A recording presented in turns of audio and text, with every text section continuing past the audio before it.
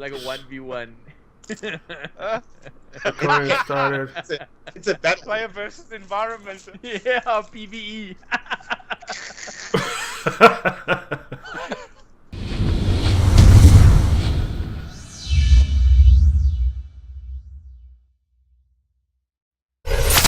Welcome to Man Cave episode 6, everyone. If you haven't seen the show before, we're a bunch of guys that enjoy everything gaming related, including board games, video games, movies, and comics. Joining me as always, the master of ammunition, Gunner. What's happening, guys? Gunner here. Welcome back. The ass master of StarCraft, Aussie Matt. How's it going, guys? I own that. Master of StarCraft. The Jubarian, Jason. What's up? And our guest... There we go. Our guest for the week, the Arkham Knight Rocket. Tell us a bit about yourself. Hey guys, yeah, not much to tell. I've been gaming for as long as I could build PCs, I suppose, and I've just enjoyed watching games develop. I'm a father of 2, living in Perth, Australia, Western Australia, and so as a guest on the show, I'd like to bring a slight twist. I've been watching you crazy fuckers for a bit, and I've been, always wanted to add a bit of a comment or a chip in from the side about the different dynamic that comes from being a dad of 2, having limited time, having super shitty internet, etc. So it's not that bad. No, it's not as bad as JP's. So that much. Jason and I are on par. Okay, we're on par. Welcome to the Man Cave. JP, you're gonna start us off? Yep, I am. So this week, Rockstar, well, basically IGN, GameSpot, and everything, they announced that Rockstar's new upcoming Batman game, Arkham Knight, is not getting rated T for teen, but it's actually getting rated M for mature. So it got me thinking, like, you know, it's not actually such a bad thing, because there were some people commenting, going, oh, well, now I won't be able to play it because I'm not old enough. And I'm like, you know what? PG ratings are parental guidance ratings. They're not, you're not allowed to. They're like, you got to have some parental guidance for playing a mature rated game. And basically what I'm posting or putting out to you guys is that, what is your thoughts on games getting mature ratings, and something like as near and dear to us as Batman? You know, we followed him in the comics. I mean, some of the best Batman comics ever have been where they've taken it to darker, more mature levels. You know, if you think of Batman Year One and you think of the Killing Joke. So I, for one, don't think it's such a bad thing. I welcome the M rating. What do you guys think? Yeah, okay. Well, I'll probably I'll start. I think that Arkham Asylum and Rocksteady taking Arkham Asylum, taking the helm of Arkham Asylum, they took the whole superhero gaming into a different direction, which was actually playable, and it was actually, for the first time, it was actually fun to play something that had a story, it had solid gameplay mechanics, where you could actually have fun fighting, and it had that cool fighting system where you could jump from one character to the other. Yep. And then obviously this being Rockstar's third iteration of the game, and them having total freedom with the story, and having violence and stuff in it, I think it's really cool. I think it's awesome. I actually can't wait for it. Yeah. Yep, definitely. What about you? I think one of the keywords is gratuitous. Yep. Agreed. Yep. Because when it's gratuitous violence, it's just cheap and boring. It kind of reminds you of, you know, Michael Bay. But if it's part of the art or part of the class or part of the quality, it belongs. Yeah, definitely. And I mean, you know, thinking back on it, like if you think back on comics like Killing Joke, and if you look back into Year One, to the latter ends of Year One, you know, or Arkham Knight, and I think it was Dark Knight. You know, when you look at those, and you look at especially the second Dark Knight itself, those movies took Batman to a darker place, and it's like it's suited. It's where he is at his best. You know, there's no place better for him to be than in those dark places, areas where he's got to make those choices that test his morality, that say to him, you know what would Bruce and Martha have done, and what they would have done, would it take you to the point and end that you want Thomas. to achieve, Exactly. Is it where you want to be? Sorry, Thomas. Sorry. Okay, so taking me to that, thinking of Thomas and Martha, also, in saying that it's going to be so dark, some of his darkest places he's gone to has always been with the Joker. The Joker has always been in it. In The Killing Joke, the Joker's there. In parts of Batman Year One, carrying on from there, the Joker's there up until the point. I don't know if I'm not spoiling it for any guys who haven't read it, but at some point he actually kills the Joker in the end. So now Rocksteady, the game director Seth Daniel, has actually said that the Joker won't form part of Arkham Knight. So, which is good. Yeah. So do you guys think it's a misdirection? Can all of the other game characters, can they take Batman to the darker place, or do we need the Joker to be there for that darkness to really be what it needs to be? You want to jump in on that, Rocky? Jonathan Crane. Yeah, hell's bells.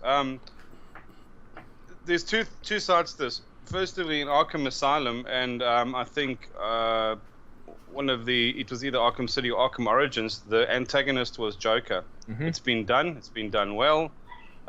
Mark Hamill absolutely killed the representation. The artwork was good. The insanity was good. He almost seemed overpowered in his control of his environment, but we've done it, and the story's been told. And if there's so many sort of baddies gallery in Batman, there's so many other characters to cover. And if you want to talk about darkness, they've had a few cameos, those kind of nightmare sequences in all of the Arkham movies with Scarecrow. Yep. So now he's obviously introduced as one of the main characters, and there's pretty dark themes in some of them, like even Two-Face, even though he's portrayed in a very sort of light candy apple kind of way.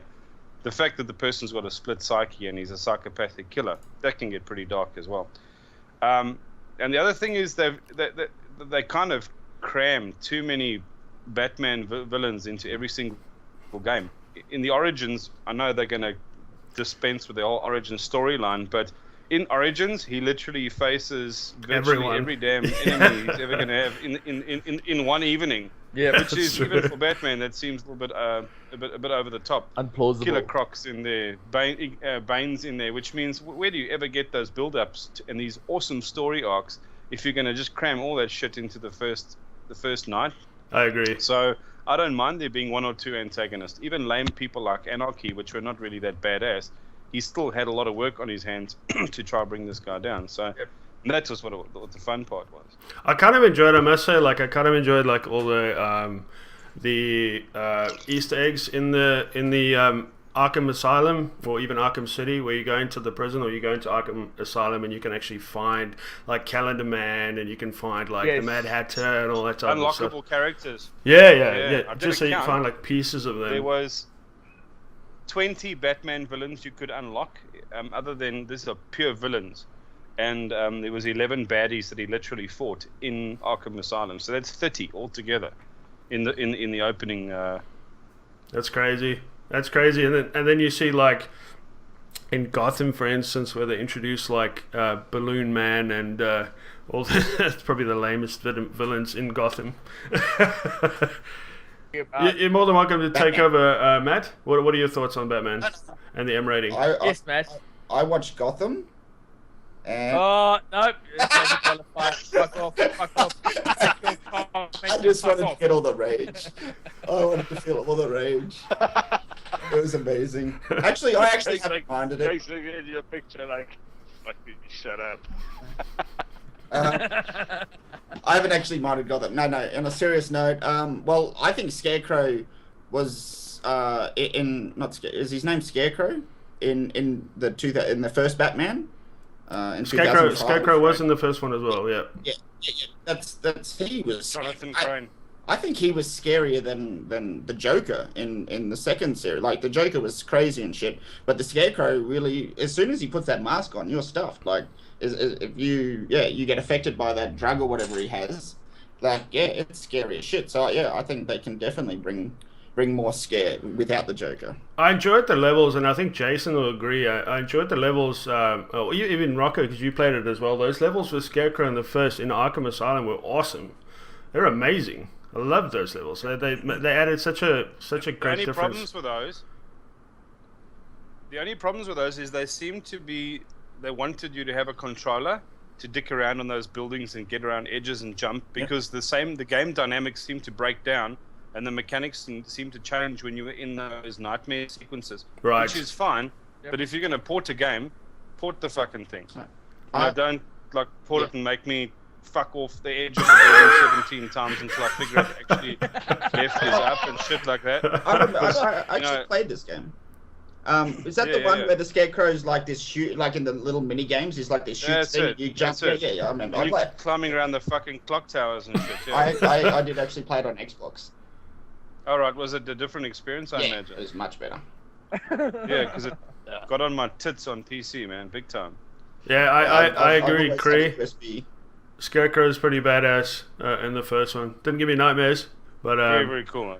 Very cool. And you know what? That's a very unique depiction with him, with those fingers with the syringes and stuff on it.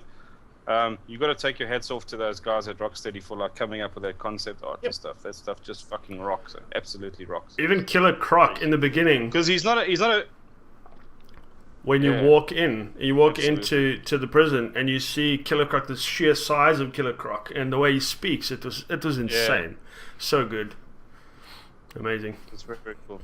I was thinking about, did you guys watch that video where they sort of announced that it's going to be M-rated? And you see the way that the gameplay unfolds, and you see him trashing the guy's head into the electric box and cutting the lamp off, and so that just reminded me that the whole dynamic of the game seems to have been enhanced. You can now interact with the environment more and stuff like. Well, it seems to be anyway. Yep. So they do. It looks like they're doing a lot. I think that reminded me of. Yep. No, go for it. Yep. It reminded me of the fight scenes. Reminded me a lot of Def Jam Fight in New York. How you had those interactive environments around you, and you could take a broomstick, you smash a guy into speakers, and you could do all kinds of shit. And I was like, yeah, it's fucking awesome. I want it. I wasn't as excited for Arkham. I was excited, but not as much. But now I want it a lot more than what I did a week ago. So I can't wait for that. Can't wait for it all. What do you guys think about the car? Oh man, the car looks cool. Like a combination between like the Tumbler and like, I don't know, the first Batmobile. It just, wow, it just looks insane. I dig the fact that the seats that come out the back where he offloads people, so it doesn't break the storyline where he keeps on bringing everybody into his fucking inner sanctum to rescue somebody. Yeah. Oh, they're riding a shotgun in the Batmobile every single goddamn time. Yeah. Anyway. Hey, on Paradox, how you doing? Welcome to the Man Cave. What's happening? Yeah, they actually. Yes. I was actually. What's her name? The Nicole Kidman. In one of the scenes, or was it Nicole? Yeah, it was Nicole Kidman. She actually just walks into the Batcave, and you don't notice. Yes. But she just walks in, and nobody questions how she got there, how she found it. She just walks in, and she's like, "Hey, Bruce," and he's like, "Oh yeah, what are you doing here?" type of thing, and then they're carrying on with the story. she's Nicole Kidman. She grew up in Australia, dude. You can get around that, man.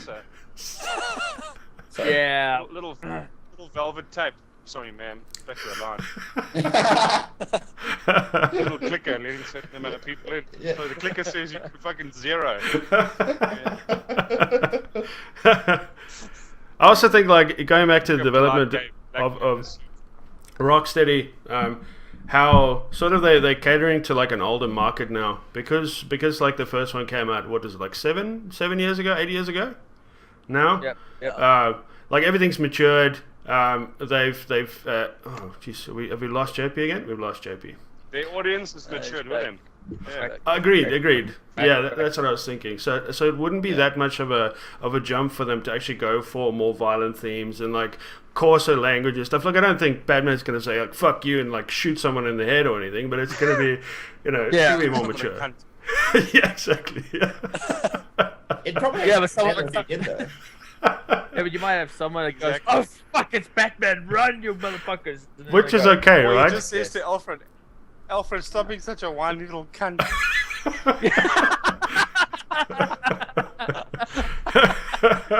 I'm not Bruce Wayne for Gotham, alright? I'm not. I'm the real Bruce Wayne. So don't stop fucking fathering me around. Not my dad. Hey, here's the question I've got for you guys. Does anybody actually care about an M rating on this out of you four guys? No, Seriously. not at all.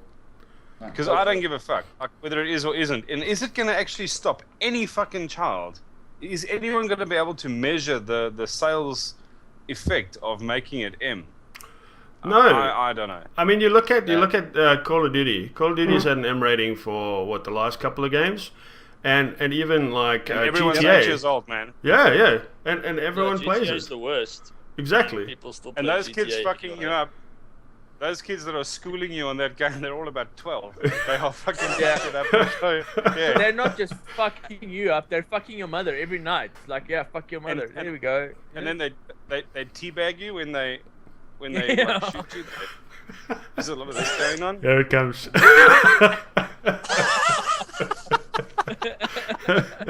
And it makes you feel special in what area? So for viewers that have just joined, this is Reggie. Reggie's our sort of in-house mannequin puppet. Hey, He Reggie. shows us our areas of pleasure and pain around this one. Yeah, Definite pleasure that's where there. Batman Arkham Knight makes me feel special. We were talking about it earlier, Rocco, and we were wondering if you knew if Arkham Knight was he in a comic before they put him? No. No. Okay, so he's exclusively in Arkham Knight. Okay. Completely fabricated. You must remember that the whole concept of Arkham was like one of those old pilgrims that first came to Gotham, and he creates this asylum. His name is Jeremiah Arkham, and either he goes crazy and his son takes over, or the son takes over from the dad and he goes crazy. That's sort of the backstory, but that's where this whole Arkham thing came from. Yeah. And basically it was this melting pot of all of Batman's worst villains. But it was interesting that it's actually an asylum, not a prison, whereas Blackgate is a prison. And the reason that all these crazy fuckers end up in Arkham is because they're all pathological, insane nutheads. The whole lot of them. I mean, every single one of them has got some sort of pathology or Explaining all the crazy suits shit, and like- stuff, I guess. I guess, yeah. Exactly right. Which in one person or a couple of people still accuse all of them of existing only because Batman sort of was there first. He came there to tackle the criminals, the basic thugs and gang lords. But because he upped the ante, then they were drawn like moths to a flame, basically. Anyway. And that's the beauty of Batman's story, I guess. Sorry, you carry on there, Matt. No, it's just really nice because that's why I watch Gotham, because it's such a like Because you got tells- low expectations. it tells the story so well, like from the start. Like you just like it's such a great show. Like it's probably one of my top favorite. No, it's That's why not. they made like 258 Joker. It's deconstructive. Yeah, it is. It's a they're cashing in. Batman's hot right now. Like, oh, fuck. But Batman's not in it. That's the point. There's no Batman. He is. Why do is they right. make a show where there's no Batman? Nobody cares about a tiny penguin or a stupid little Catwoman. Little kid's eyes are bigger than her head. I mean, like, I don't understand. It's the dumbest show ever. One episode. One. And it was Let's see how terrible, long- right? Worst fucking show ever. Let's see how I it was stays on. Okay. I wasn't sold. I was hoping for more. I agree. It's a terrible show. Yeah. I must say, like, on that topic... Basically, No, Yep. please. Please carry on. yeah, it's NCIS Gotham. That's what it is. That's what With kids. it is. Give Matt more rope to hanging himself. I just think it tells a really good origin story. If you. Oh. No, it doesn't. It fucks it up. It fucks it up completely. That's us. This is too easy. Am I the only one that for everyone that's seen the show? Am I the only one that hates Alfred as well? I hate the guy that plays Alfred. The worst Alfred ever. He's the only one that I like, to be honest. Shut up, Matt. Listen, you know when he was awesome? That Alfred was awesome when he was on the Event Horizon and he got blown up. That's when he was awesome. Yeah. Oh, yeah. True. Yep, that's what Sorry, he was. who's the actor? I'm googling it now. I don't know who you guys are talking about. You don't know who Alfred of Gotham is? He's No, the pilot. I don't know. I haven't seen the character. I haven't watched that enough of the show. I mean, if you had such a great performance from what's his name in the movie? Howard Stamp. Yeah, He's actually a very good actor. Yeah, but he just makes a terrible Arthur. Alfred. Hey, Halifax, how you doing, man? Welcome back Hey, Halifax. to the man cave. I'm gonna cheers you with this beer. Have some beer with us today. Acting elephant. What I was going to say that on the topic of Joker, I think they're going to bring in Joker at the end. I think it's probably going to be like the last quarter of the game. They're going to bring him in. Yeah. Arkham. They should, man. I think they will, and I think it's going to be. Man, everyone loves the Joker. The Joker's. I don't know. He's key in the Batman universe, and I think Arkham Knight's going to be really awesome. I think he's probably going to be the main protagonist in the game, but then you're going to have maybe like a last 10, 20 minutes, or even like the last section of the game is going to be Joker. And it's going to have something to it, because it's Rocksteady's last game, they're going to do something big at the end. I really do think so. Yep. It's going to be one of those moments where you sit and you play the game, take his and you finish it, it's going to be like, what? It's going to take his mask off, it's going to be Thomas Wayne. What bugs me about people adapting Batman is every single time, and even in some of the comic arcs, there's characters like Hush and Red Hood and all sorts of people, and when they have a crack at it, they suddenly are able to go toe-to-toe with Batman, which kind of breaks down the whole mythos of Batman being such a badass, prepared fighter. And virtually anybody with a fucking weekend to spare can, take Batman and fuck him up around the city and screw up all of his allies and everything, and it takes his mask off. Oh, it was Two-Face all along. Oh, and when did he learn to become so? Yeah, so I don't know. Like the beginning of I'm Origins. hoping that they don't put in that guy. What's his name? The black mask guy. Black Boss. Yeah. Black Boss. And then also Clayface basically impersonates everybody, and then he in one of the comic book arcs he impersonates Jason Todd, and it's just ridiculous. Everyone's a badass overnight, and I actually hope that they don't put the Joker in. I know that you need to end up on an epic high after that show, and I don't know how they're going to do it. It reminds me of that end of Tomb Raider where she eventually picks up the second pistol. Yeah. You want that big hook, that big link at the end, but how do you build that? How do you do it? I don't know. But you can't keep fucking shoving in. That's a bit like Michael Bay putting in lens flare, bwop, and Megan Fox's tits in every single movie, and he goes, boom, that's it. There we go. There you go, guys. What more do you want? But really, what more do we want? Fair point. Good point. Very, very good point. Fair point. Look, I'm not judging. I'm just saying I'm on bourbon number 5. Just saying. Yep, don't judge yourself. But I'm just putting that out there. His eyes are gone. No. Who wants to see my pants? JP, get your kids out of the room. Okay, great.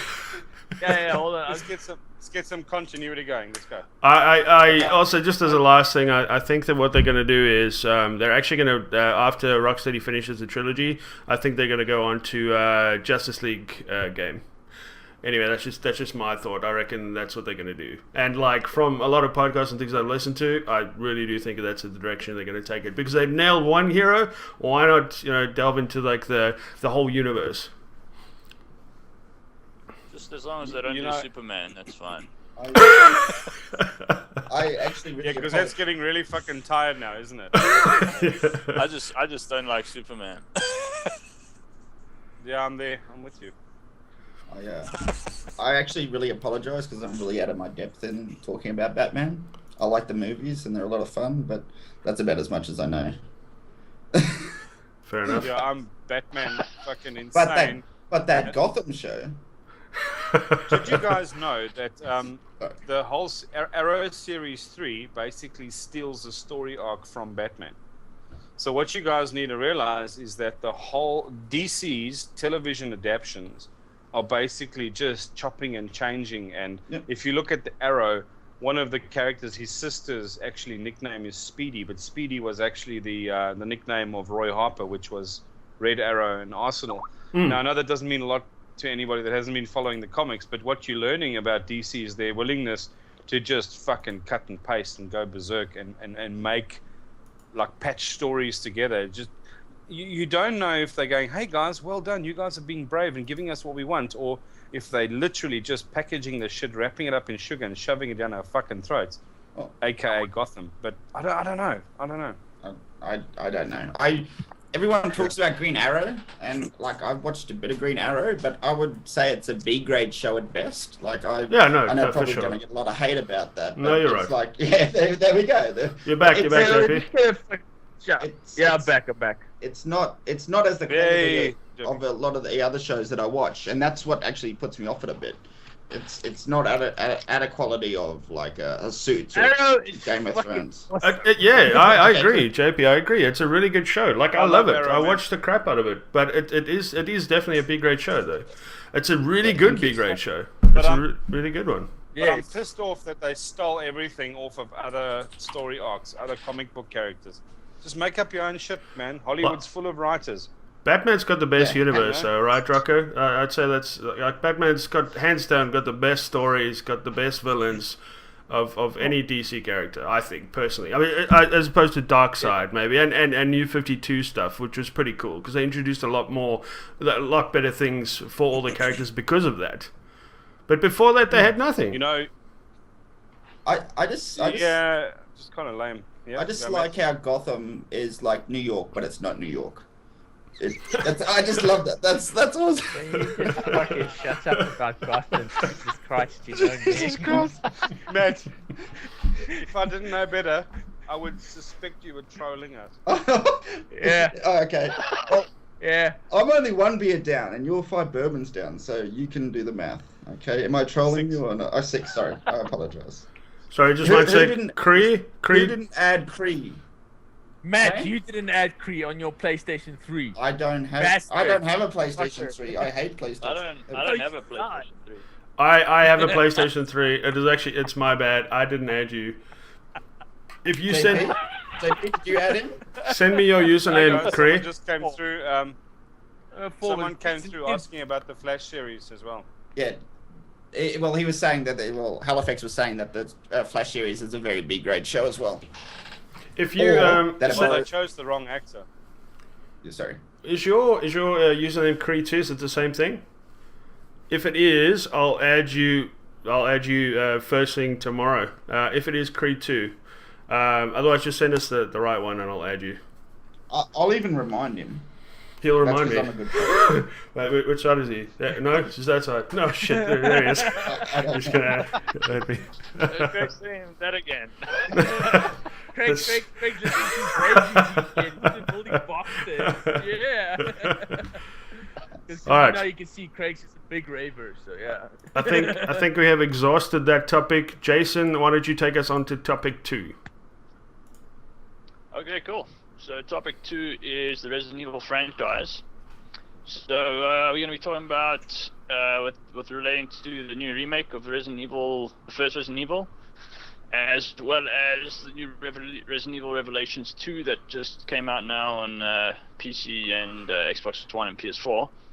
So I want to know what your thoughts are on those releases, if you're going to get any of them, and then as well, what's your favorite game from the whole franchise?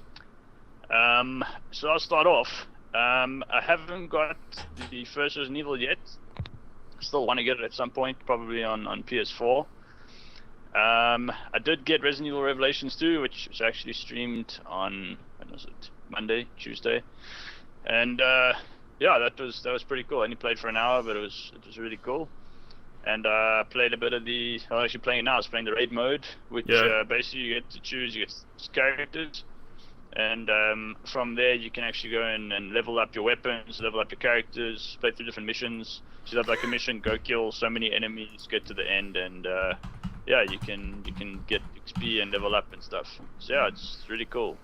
Okay, so Jason, if for a second if I can slow you down there, there's a lot of things to unpack that you actually spoke about there. with regards to Revelations 2, how do you feel that it sort of is different to any of the other Resident Evils? Does it lend from some of the other titles? Does it feel more arcadey? Does it feel anything like Resident Evil 6, more of an action sort of RPG or action shooter at least? Well, it's not. Well, Resident Evil 6, Resident Evil 5, and what was it, Raccoon City? They were all the same kind of thing, action-based, not really survival horror, which I hated. And Resident Evil 5 I played just purely because I played a co-op with friends, but otherwise I would never have finished it. And Resident Evil 6 and Resident Evil Raccoon City I didn't play at all. I just thought they're absolute shit. So yeah, Resident Evil Revelations 2, more like the first ones. So back to your survival horror. If you're going to play on hard difficulty, you're going to struggle to find ammo. It's not just, oh, okay, I'll run up to this guy and just kick him over and stab him in the face, zombie down. It's, okay, shoot the guy in the face. If he happens to get stunned, I can kick him and then stab him, that kind of stuff. You're not superhuman. You're not Wesker. You can't fucking kill All right, okay. So you feel a little bit more vulnerable and you got to like rely on health packs and that type of thing. Yeah. To sort of stay alive. Exactly. Okay. Exactly. Okay. And as well as like you can't run around and kill everything. It's that. I mean, in Resident Evil 5, 6, and Raccoon City, you could pretty much kill every zombie on the screen if you felt like. Whereas on Revelations 2, it's more like the old ones where there's situations where if you can run away, rather run away and save your ammo for later. Hey, he's back. Matt's back. Welcome back, Matt. Welcome back to the man cave. Cheers. What I must say, I quite like the fact that you, I don't know, man. When I think of Resident Evil, I think of the first game on PlayStation 1, sitting in a living room with 2 or 3 of my friends and playing it at like 2 in the morning, and really just shitting myself. It was a damn scary game. It was probably the first real scary game that I played, and It was. that sort of feeling of running around in that perspective, like a third person perspective, where you've got to sort of run back and aim and shoot at the guy, and you don't really have a lot of time and you don't have first person perspective. It was cool because it worked for the game, because it made it that much more scary, really, to play. Would you say Revelations 2 is more like that? Definitely very much the same as like that. They've just added some of the new weird kind of creations that they made from the other Resident Evils.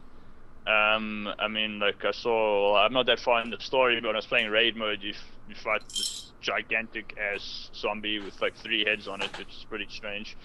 And you also fight the zombies that are like, the one zombie's imbued with lightning. If you kill it, it explodes. This is a zombie that's imbued with fire. If you kill it, it explodes. There's that kind of weird stuff that they've added in. But that sounds awesome. Like for raid mode and that kind of stuff, it's what is raid mode? It's different. Instead of just killing, well, basically it's you get different missions.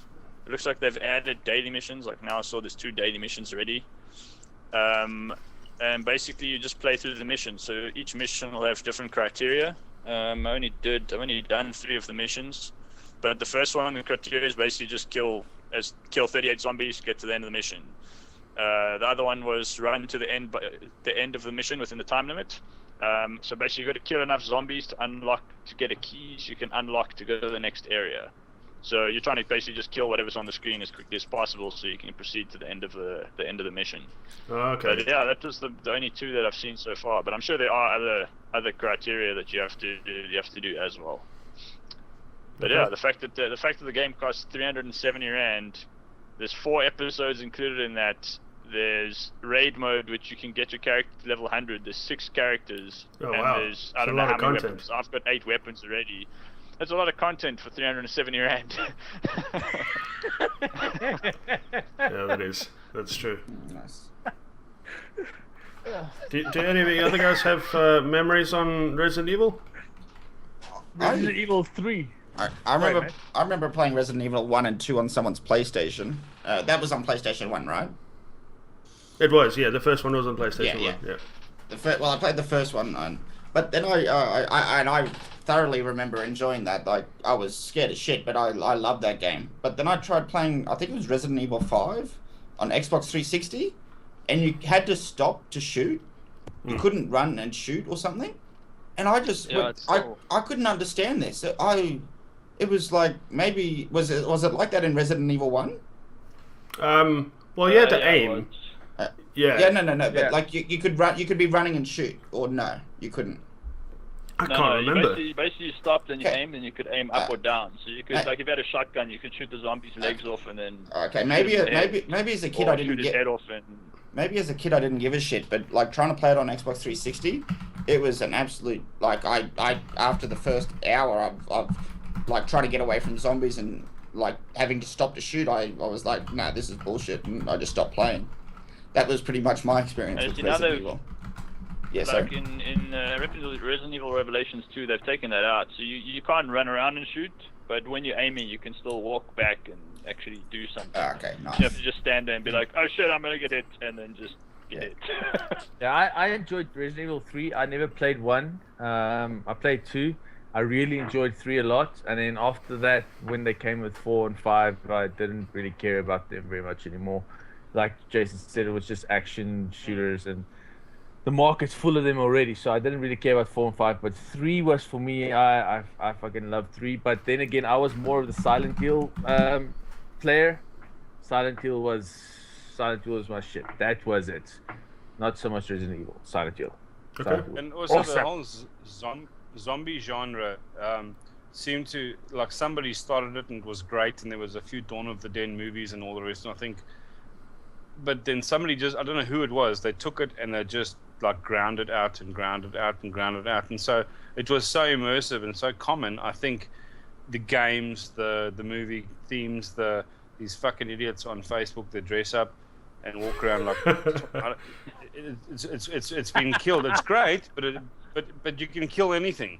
You can kill anything. You know what I mean? Yeah. So plus it's an archetype, whereas not to talk about Batman or the military games, but they are their own thing. Whereas zombie is a borrowed thing, and it's rehashed and rehacked. And I never played any of their games, so I struggled to give a fuck at all. I think there was a game in the arcade. I used to get the pink and the blue shooter out and fucking grab both and just. House of the Dead. House of the Dead, yeah. Exactly right. But you know, we mentioned earlier on about the M rating of the Batman movie being gratuitous, or whether it was or wasn't, because that's what like is the razor between quality and shit. And to me, often the zombie genre is just, it falls into the shit category, because all you gotta do is add zombies, chicks, swords, blood, leather, and I know we're gonna say, hey, what more do you need? But you know, But sometimes you need a bit more. Well, is Elba gonna Yeah. be in this movie, or What? is You mean- is Jessica the Alba game or whatever? in the movie or the game? But then we don't need anything more. Just- Fair enough. Sorry, I I'll tell you I what said Elba. I actually meant Megan Fox. Sorry, I didn't mean to say Jessica. Either Alba. way, though, right? Yeah, pretty much. That's how it works. Yeah. But what I did for me is, Craig, you posted that link up, and I went and had a look at the video. But there was a preview ad before that about the game Order 1886. Mm-hmm. I had more fun watching the preview for that than I And did watching in, the like, video. Do you remember that comparison? This is what it looks like on the PS4. This is what it looks like on the fucking GameCube. Yeah. I really struggled to give a shit. I thought the PS4, the environmental detail was fucking fantastic. I thought they'd really amped up the design quality, and that's great. So I can, from a pure artistic point of view, I can appreciate the effort in the game, but I struggle to give a fuck. Fair enough. yeah. I suppose understand also- that, but if you've like what I Yeah, mean though is if you invested so much time in like playing to the first one, playing to the second at the time, which is really mind blowing and phenomenal Yeah. as like a survival horror game, course. You and care all the about stuff. it. Yeah. I guess you know, to see it evolve and to see it become better, and to see them take the original sort of gameplay and the original structure of the game and basically just make it better graphically, but leaving it the same way as what you remember it back then, and it doing so well. I think it got like 8s and 9s all over the place. I mean, that's really keeping that core gameplay as exactly as what it was, and keeping it good, I suppose. That's cool, man. And I think the only thing though is that you notice when you start playing these remakes what a pussy you've become with regards to gaming. Because I was looking at some of the comments regarding Homeworld, and Oaks are like, "Fuck, I forgot how difficult this fucking game is." And I'm like, "Yes, That's not 99 mode. That's fucking pure 99. That gaming was. I'm trying to remember what game was it that came out recently. It was a remake, and they had the list of difficulties was you had easy, normal, hard, and then you had extreme something, and then you had original difficulty.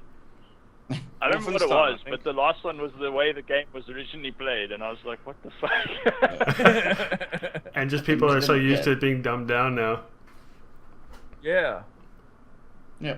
No, I'm sure you guys have seen that video where it's like what Quake 2 would be like if it got launched now.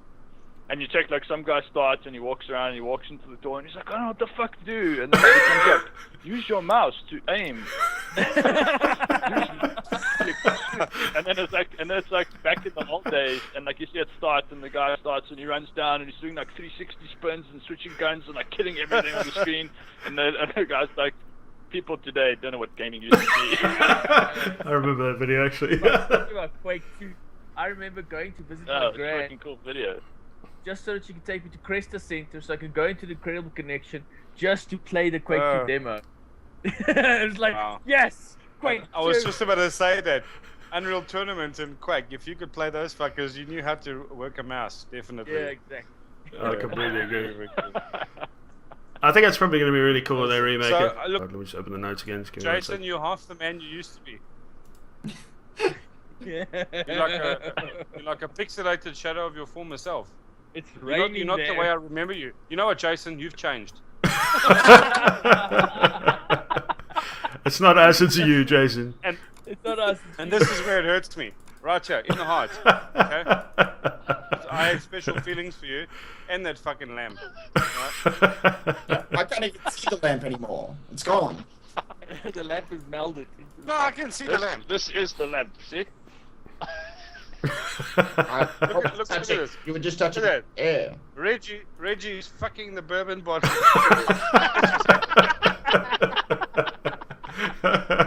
Boys, I just want to say, does anybody have a larger mouse pad than this?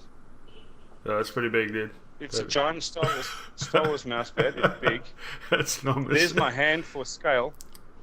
There's an iPhone 6 for scale. Yeah. I don't know. I got a Razer one. It's not that big. Mine's a bit bigger. It's pretty big, dude. Jesus. Mine has, Look at Matt. Mine has Darth Vader on it. Look at that. I've got that as well, just not in this room. Mine's In the got other room. snakes on it. See, snakes. See, Snakes. I've got two extremes here because that's my main one, and then I have snakes in a plane. I've got this one that keeps my ear. Motherfucking snakes on a motherfucking plane. Fucking plane.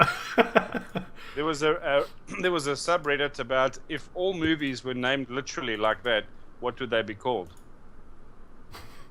Like Rich Boy becomes ninja in batsuit. Like snakes in a plane, you know what I mean? Yeah. Like zombies with an ex-model doing crazy kung fu. That would be Resident Evil. All right. Okay, look. We've got- I tried to come up with something off the top of my head and I couldn't. So are we actually done good, talking thanks. about Resident Evil? Yeah. Has everyone said their piece on Over when we Resi? began. Okay, fantastic. All right, cool. I'm gonna take I'll take a serious moment here, and I want to mention something. I'll take a minute before we move on to pay respects to one of the greatest TV characters when growing up, Leonard Nimoy, that died on Friday morning at age 83 from end-stage obstructive pulmonary disease.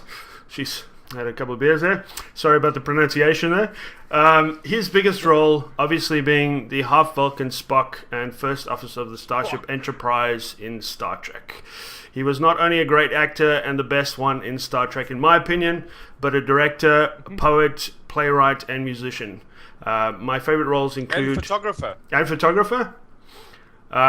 He sure was. My Great news. favorite roles include the return to J.J. Abrams' Star Trek as the older incarnation of his former self, and also William Bell in Season 4 of Fringe, which actually made me want to watch Season 5. If it wasn't for that, I wouldn't have watched Season 5.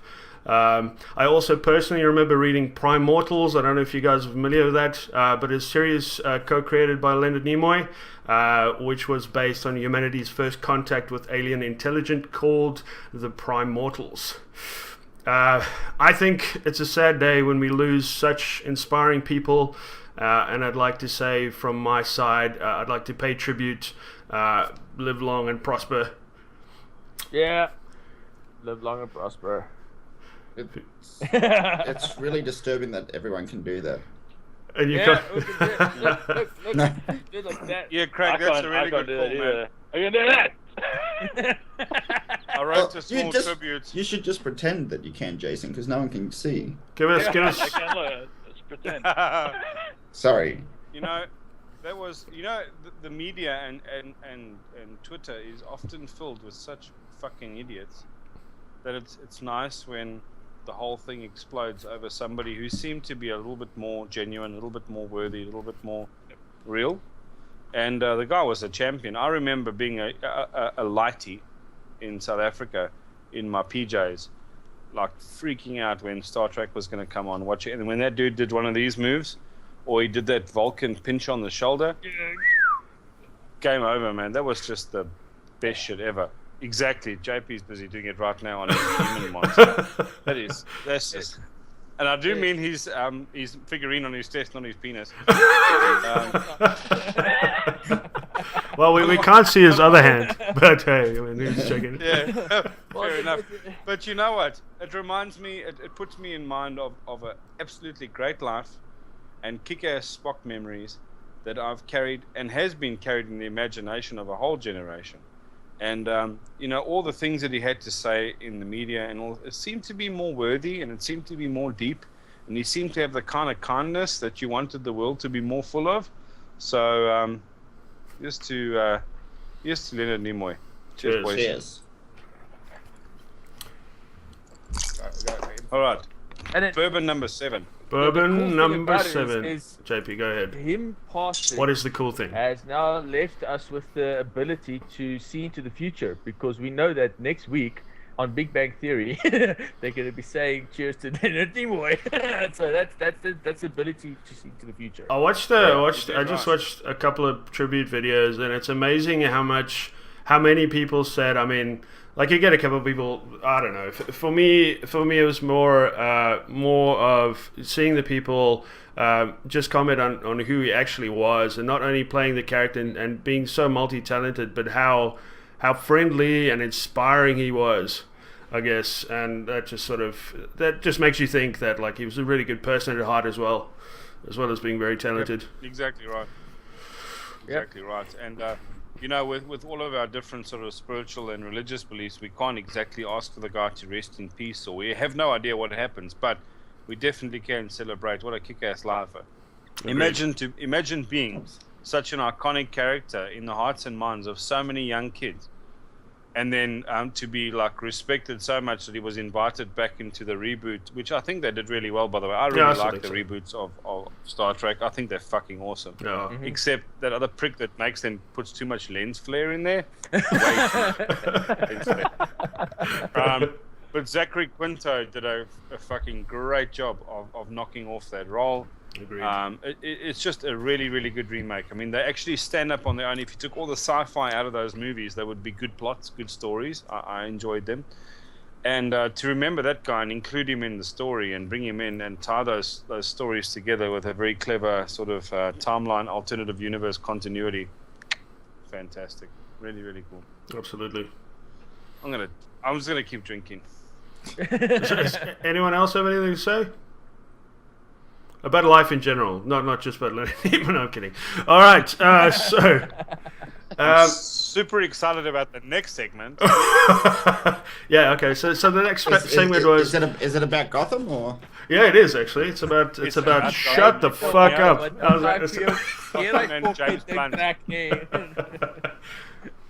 Okay, cool. So the next topic was inspired by probably two of you guys that are actually on the stream at the moment. One, Rocco, as I got to know him as a shooter. He played a lot of Battlefield when I first met him, and I actually played a couple of Battlefield games together, and used to be a big shooter. Also used to be in a clan, and then obviously Jason, the pixelated man that doesn't really speak much.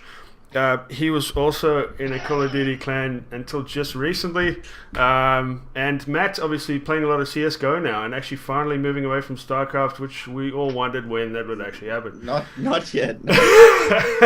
And then we got JP, which is still learning to play first-person shooters and so on, and getting good at it. You know, we'll get there eventually. We've got him back in Wolfenstein 3D, and he's trying to work out how that works. So. It would help if you were 12 and Ukrainian, yeah. Oh, just kidding, JP. Don't get so angry, buddy. Okay. So the topic, of course, is first-person shooters.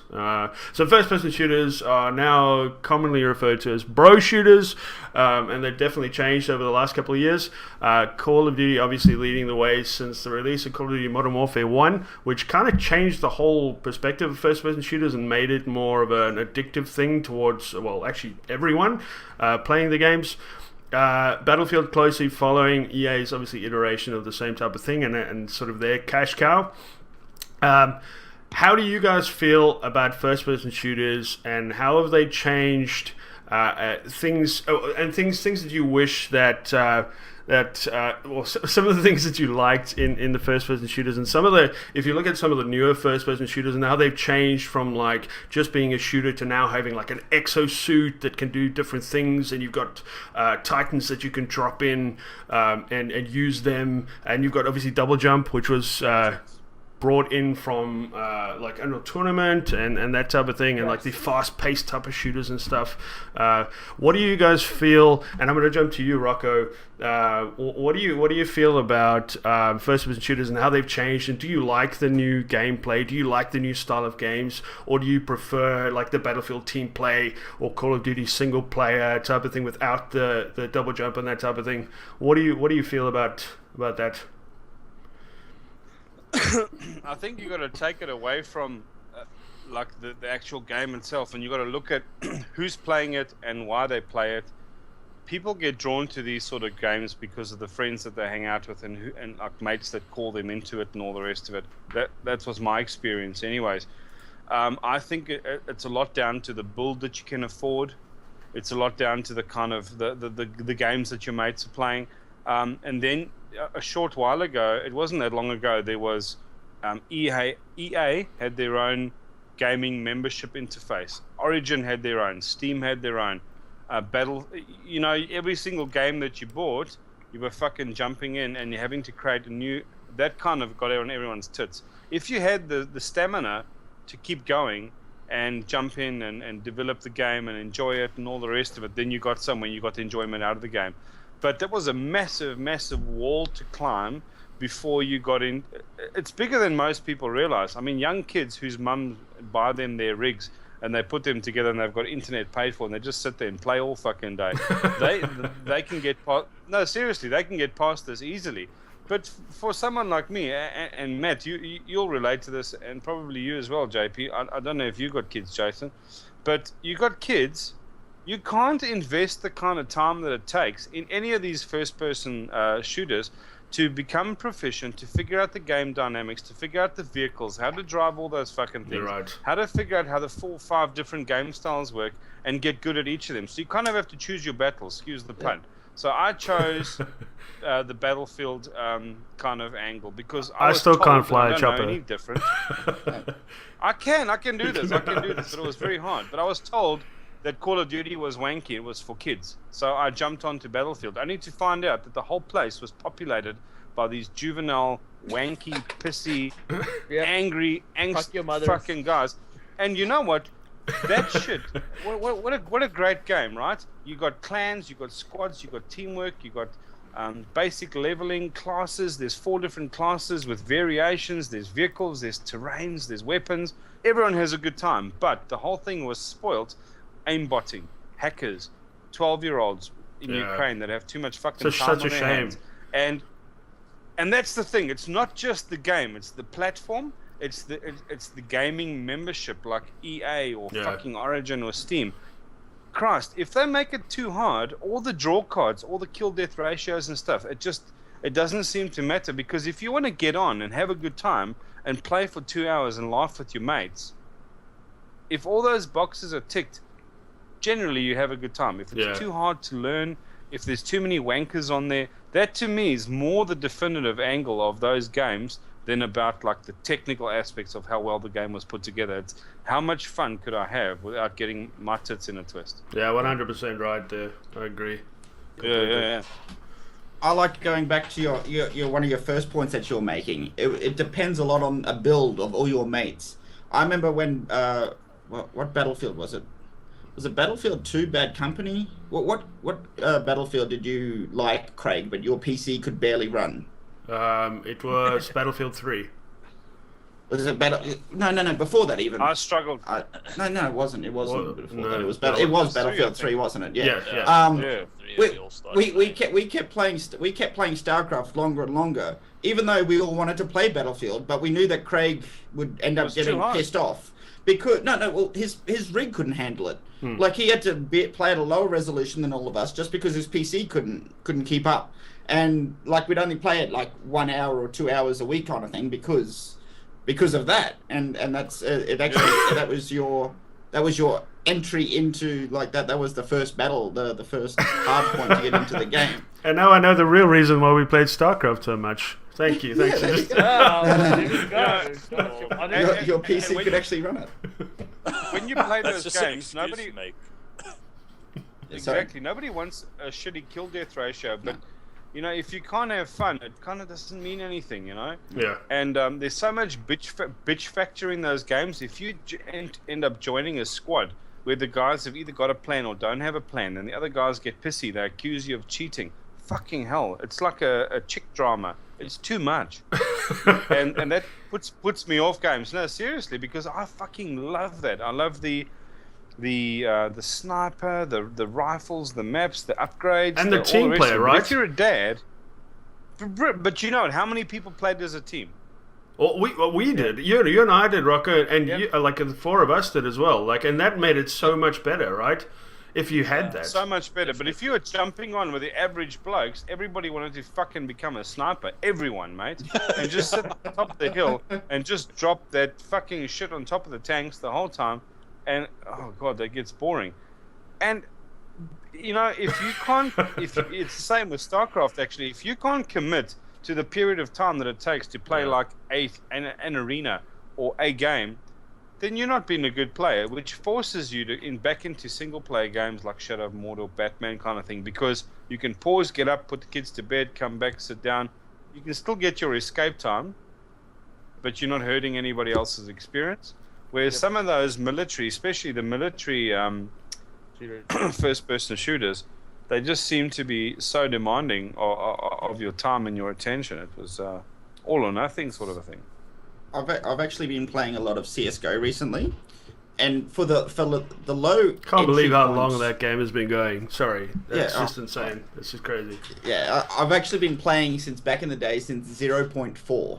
So that's as old as I am. Yeah, I think I was like 11 or 12 when I started playing. Anyway, but it's got a very low level to get into. The game is very cheap to begin with, and it's not a very graphical intensive game. So you can have a shitty machine and So I was actually really surprised. Teenage fodder. Yeah, well, I'm actually going to say I was actually surprised. I've been playing competitive matches recently, and I've been ranked up and everything. It's actually a lot more mature than I thought it would have been. Like, there's not as much bitching as I thought there would be. There's not as many kids running around like screaming on the microphones and all that. It's actually been a lot better experience than I thought it was going to be. Like, teams are actually, even you've never met each other before. You get in there, you say hello to each other. Everyone's like, I'm going B, I'm going A. You actually talk as a team, and you actually, it's actually been a lot better than I expected.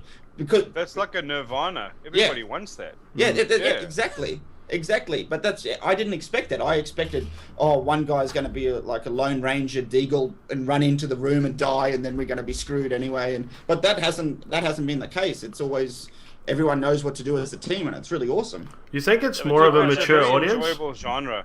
Well, Yeah, no. it is it has been a mature audience, but what I'm saying, I'm actually surprised that it is a mature audience because it has such a low level entry point. Yeah, it seems Like, accessible for Yeah, kids. Yeah, for exactly. everyone. Like when it's on special, you get it for like $3 or $5 on Steam sales. Like it's nothing. But- Like Yeah. It's not the kids that are being juvenile. It's fucking adults, man, that's that are playing the game. It's so sad. sometimes you get that, but yeah. One of the things that really stood out in my mind about those games was, when you jump on board and you think, all right, fuck, I'm going to play this game to the hilt and really get involved. Then they bring out the next version, which was Battlefield 3, and then you want to get invested. You want to jump on board. You buy the game. You go for that pre-launch, and you dick around and you pay your $80. It just seems like a lot of hoo-ha over not much. And then all the hype up to the game seemed to be more about, at the time for Battlefield, it was a company called DICE, and they were releasing, and their main message to market was, we don't want to be known as simply typecast as a company who produces Battlefield games.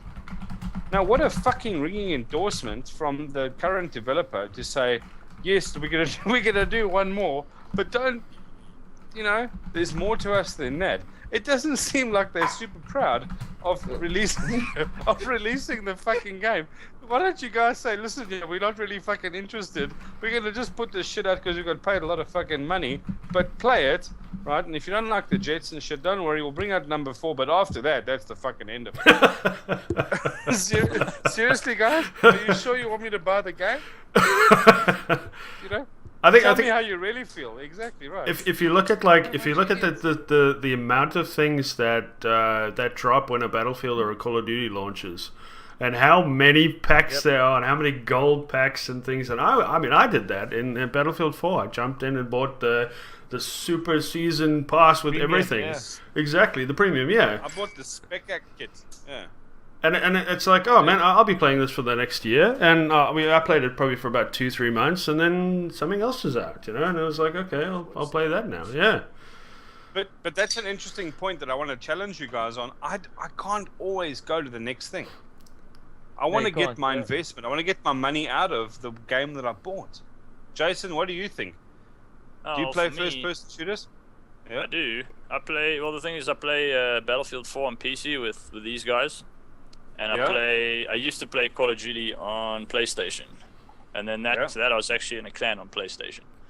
So back then I had a lot of time to actually sit and play. I mean, we used to play literally. I'd get home from work, Call of Duty till 2 in the morning, back to work, get home, Call of Duty till 2 in the morning, and that was pretty much it. But that's changed now, right? No, now there's no time for that. So basically, you eventually. I mean, if I look at it now, like. Advanced Warfare, the new game came out, and I got it. And when I first started it, like they hadn't patched it. Like my internet's pretty shit, so that was one of the reasons I stopped playing. But when I first got it, it was fine, it was smooth, and I said to the guys, let's play competitive. Why not? So we got a team together of some of my old teammates and whatever, and none of us really have the time that we used to. And I mean, all these other kids, they literally playing like all day. So we decided, let's play against the team. We'll see how we do. We'll see how it goes. And we played against the team, and I said to them, these guys know this map. They know where the spawn points are. They know everything. I'm like, we don't have time to work this shit out. We're going to have to just play until we finally get it. I'm like, I don't have time for this shit. But not all your teammates are on your level. One of them, yes. Yeah. And I don't just mean competency, I mean like mindset. Yeah, basically we were the same teammates that we started from when we used to play Modern Warfare 2. Oh. And I mean, back then we knew each other's game so well, you didn't have to say what you were doing. Everyone just knew where you were on the map. You had a place you had to be, and everyone knew that's where you were. If you died, that's exactly where you were on the map. So I mean, but that was I mean, we had the time. We had the time to set all that out, and everyone knew what was going on. You don't have that kind of time nowadays to go and do that. No, you don't. But you can never compete with the kids. No, exactly, because they're gonna get. I mean, if you get 2 hours of gameplay, they're getting 10 hours of gameplay. Yeah, that's true. Period. That's sad. Because your 2 hours is gonna take you like a few days, and they're gonna be playing those few days flat out. Especially like it gets to holidays. You had work those whole holidays. They got school holidays. They play for the entire 3 weeks. Holiday envy. Yeah. Holiday envy. But I can get laid. when I want. That's the difference. I don't need to ask permission. Just walk in, lift the covers. There we go. It's a fair trade. One of the things, But yeah, one of the in things that terms I of noticed. Yeah, go ahead. in terms of getting your value for it, the main thing that I find is you only really get your value out of one of those shooters if you're gonna play competitive. If you're not, I don't know, like Advanced Warfare. The moment I stopped playing with my teammates and whatever, I got bored of it. I didn't want to play it anymore. Whereas when I was playing with my teammates, it was a lot more fun, a lot more enjoyable. And I don't know what it's like in South Africa, but in Australia, that's a $60-$70 investment for a new game. You know, you can buy some kick-ass games on Steam for $40. So it's like 2 games that you have to give up to buy that thing. And I've got money to throw about. I do, but I mean, Jesus Christ, $80 a pop to have a crack at something. You know, on an older connection, you download the game for a long time. Then you're going to jump in, you're going to get fucking patronized by a bunch of arrogant little pricks playing the game. You might get, you might do well. Your rig might be giving you shit with certain resolutions, or you know, it's pot luck, man. It's pot luck. And I've noticed, yeah. Sorry, no, go ahead. Sorry.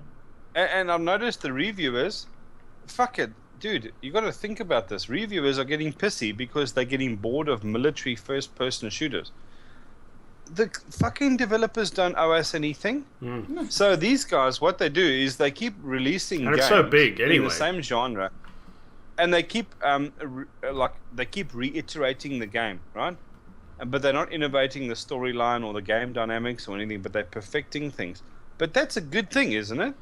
I played this game, and I want to play the next version, and it's sharper and cleaner, and it's less twitch, and which is exactly why the Call of Duty franchise is one of the biggest franchises, gaming franchises in the world, because they stick to what works. Battlefield 4, that came out and it didn't work. It didn't work on PS3, but it worked on PC. But Jason, don't you think people had been fatigued by that stage by Battlefield? Because I love Battlefield, but it had been ruined by wankers. You know what? It was people that played that ruined that game for me, not the game dynamics. See, I was going to go back to your first point, is that, a first-person shooter's never been my number one game. Like, I've always had, like, a StarCraft, or a Command & Conquer, or an Age of Empires, or another game that I was playing. RTS, mostly. Strategy. Yeah, strategy game or whatever. And my shooter game was the game that I had on the side, that I was gonna play on the side. And like, as a father of 2, like, you don't have the time. So like, every game I buy brand new, 500 rand, 600 rand or whatever, beautiful, love it.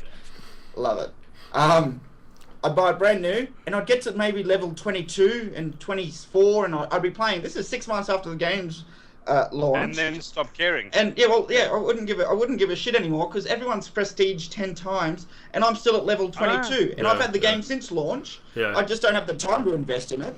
And it's my fun game that I play with friends. Point. The whole thing boils down to the amount of time you have to invest in these things. Because do you remember? Who show of hands? Who played Battlefield Bad Company 2? That was a fucking kick-ass game. That was brilliant. Yeah, awesome. Very awesome. Do you remember the Vietnam expansion? I never got that. No, I never got that. Oh, that was just the most fun ever, man. They had these Creedence Clearwater tracks playing in the chopper while you flew around. You had these old wanky guns that you were shooting with. It was just the most fun ever. But you know what ruined? It's a terrible experience on Xbox. Is that right? I've never figured out how you guys fucking aim on those controllers, but anyway. It's impossible. But what ruined the experience for me was not the game, was not the dynamics, was not the mechanics, was not the physics, it was people. Which means you just get it in like when we used to play Call of Duty on like when I joined my clan, it was actually the best clan when I eventually moved over to them. So basically, we'd go in and we play a random multiplayer game against 6 other people, And if they were completely annihilated, which if they weren't at our level, then obviously they would. Basically, Yeah. their response would be to send whoever was the best in the team. They'd send them a message and say, "Oh, you guys are camping, or you're hacking, or you're cheating." Like there's always a reason. You can't just be better than me. I call You're that cheating. That's why. Jason, I call that the bitch factor. And when the bitch, no, seriously, mate, when the bitch factor goes up, the enjoyment goes down. Nobody enjoys it. Then even if they had to win, they wouldn't be enjoying it. No, normally Because- what happens is those guys will stay in till they get a decent team or your team drops or whatever. Let's say they win a round. As soon as they win one round, they just leave the game. Yeah. They're Don't like, you okay, I'm think done. I won a round. I won. that it's therefore incumbent upon developers to develop some sort of game dynamic wherefore the strongest player gets swapped to the next team, or you take longer to respawn? I don't care what it is, because it's not hard to do. All the technology is already there, but change the game dynamic in such a way that it takes all of the fucking sand in everyone's vagina, takes it away, and makes those military. No, seriously, makes those first player shooters just enjoyable again, because it's the angst and the sand and the fucking whining that ruins those games. It's Yeah, not but you know, your graphics card. Yeah. You know what the problem with doing something like that is like, for instance, I know when we play Battlefield, we don't really want to play where, let's say, I'm on this team and then Craig, JP, and Matt on that team. Yeah. We want to play in the same squad, so we want to stick on this team. Even if we're the 4 best players, you'd rather Fair play enough. with your buddies than play against Then other put people. another dynamic. Yeah, in it, yeah, which that's makes- true. I- Good I point. don't know. There's so many variables in the game that you could tweak and change to make it harder for them. See what they do. See, Steam's got this waxed. They do it so perfectly. It doesn't matter if you're playing competitively. That is, it doesn't matter if you're picking your own 5 players or whatever. Like, you can all be at different levels or whatever. They will actually put you up against a team that has a gold Nova 4, a silver Elite, a silver 3. They'll put you up exactly against whatever you got on your team. So you can never Until actually you shoot him in the face with a grenade. Yeah. Well, but that's it. You can't stack your team to try and be at an advantage, like, because Steam's got it waxed. Their matchmaking system is like superior to anything that I've ever seen before. It's on the same level as Blizzard's. If I can And be I a think you're fanboy right, and I think they'll get it better. Go ahead, Yeah? buddy. about Evolve, if I can jump Evolve and put Evolve into this, and the reason why I bring it up, and it's not a lame thing that I'm bringing it up in. Yep. Is that Evolve, you need I know, got it. It's like this. Evolve. Evolve Stop it, vagina. guys. So You're just showing off now. It's making me feel less manly. what I like Right. about it is total. I got told by a colleague of mine, and then a couple of guys had reviewed it because they played it for like 3 hours or something, and they had a full review and a shitstorm to say about it because they had played it for 3 hours. I basically, I had the colleague tell me that Evolve. Now, he watched a couple of guys. He watched Total Biscuit play Evolve, and he said it was a terrible game because if you don't have people to play with, the game sucks and you can't find anyone. Me having put 65 hours into the game, I played with probably about 30 of those hours because I can't always, like, for me it's very difficult to play when you guys are playing because it's like 2 in the morning and it's till 4 till 5 in the morning, and I try and be good, and I most of the time I And yet succeed you with still that. manage, Craig. No, I still do failed it. pretty badly. Fuck you, Matt. By the time I get on, you failed hard. You usually get on at Yeah. 7 in You the get on at, morning. like 4 in the morning. You ignore us, you motherfucker. You're like, And then you're like, you guys never invited me, but you're playing CS:GO. Counter Strike. I have 2 kids. Okay. Like CS:GO. We're like, where the fuck Matt gone? CS:GO doesn't even call me on Skype, motherfucker. So for 30 of those hours, I played with complete strangers.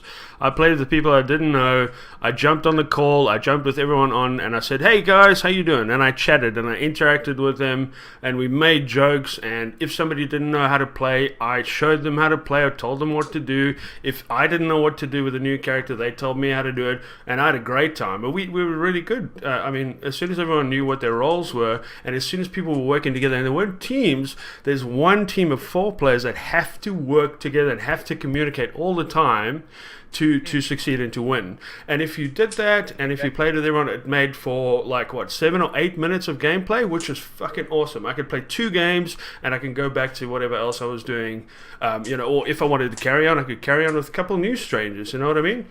And that for me worked really well, and it's still I still love it. I still enjoy it. Can I go to a side point of this? Yeah, cool. Have you noticed there's a new type of person that doesn't play games, but they watch enough Twitch that they think they know all the games? Yes, absolutely, 100%. Have you seen this new trend? Like, I've got a friend that he doesn't play anything, but he watches like a shitload and tries to tell me that he knows about every single game. The youngsters, dude. Like, you don't play anything. The young kids. Like, I agree. crazy. Same thing. couldn't It's believe terrible. it. Me neither. I don't understand it. I don't know how people can do that. I've got somebody that works with me, and he would come in every Saturday and say that he'd watched I'd ask him if he had played something, and every time I'd mention a game that I'd personally played, he'd be like, yeah, oh no, pretty much about 6 or 7 hours into the game, this happens and this happens. And I'm like, oh, so you've played it? No, but I watched another guy play it, and in that I experienced it. And you're like, no, hang on, you haven't experienced anything. You haven't done that yourself. What are you talking about? You didn't beat the fuck out of that guy by yourself. You Exactly. watched someone do it. That's like watching someone wank. You didn't wank. You didn't feel the end product. I have no basis for comparison, but I'll take your word for it. I've seen Matt wank a couple of times, so I mean, I'm out of that scenario. It was like Big Man, wasn't it, Craig? That was pretty good. Yeah. You streamed that shit. It's fantastic. Woody's got his Woody on there. There you go. You're witnessing it now. Does that feel like you're wanking there, Rocket? I'm watching that now, and it's not doing anything for me. I must tell you. Like, Exactly. it's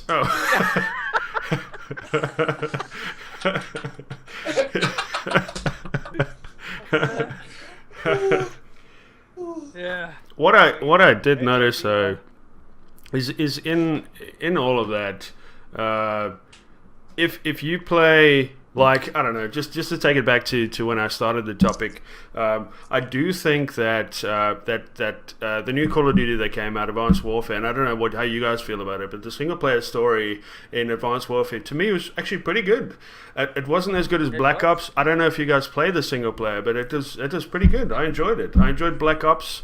I enjoyed the multiplayer for a while, but as back to Rocco's point, jumped in, and there was some dude calling me a shit cunt for like half an hour, and I was like, okay, you know what? I fucking sent the hatred back, but that's not an enjoyable experience. Whereas the same amount of time that I played Evolve, people were friendly and they were joking, and I had one guy that was a dickhead. But that was it. That one guy was a fuck. Yeah, exactly. But he was literally like a dickhead, and he left the game afterwards. What was his name? Let's shut him out on stream. Shame Shit. that fucker. Shit.